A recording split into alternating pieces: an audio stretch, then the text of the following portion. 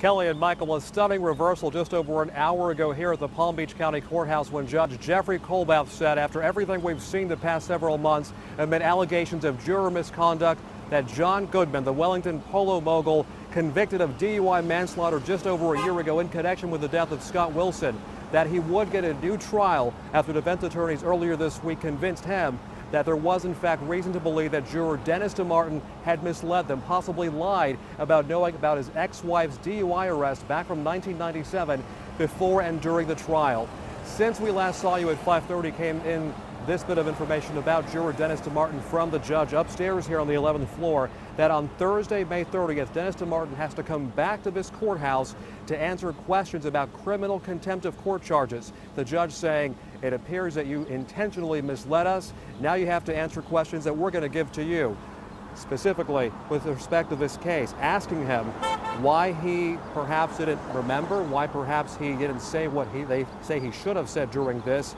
I'll read you a part of what this is telling us right now, that the failure to disclose the information before the trial basically harmed the defense, the DA's office, and the court from having material information that would have determined that he had been a suitable juror in this case, and that had they known this, he would have probably been excused of being a juror in this case.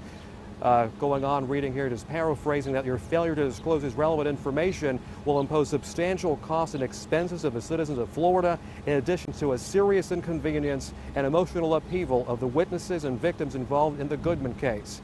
That the word from Judge Jeffrey Colbath a short time ago. So Dennis DeMartin back here on Thursday, May 30th, in addition to this information coming a short time ago that John Goodman would in fact get a new trial more than a year after he was convicted in this very courthouse of DUI manslaughter. Kelly?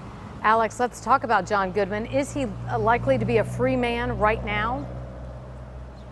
Well, that is a question everyone has after everything we have seen these past several months. Given this development today, is he a free man? As you know, he's been on house arrest for much of the past year since just after this conviction.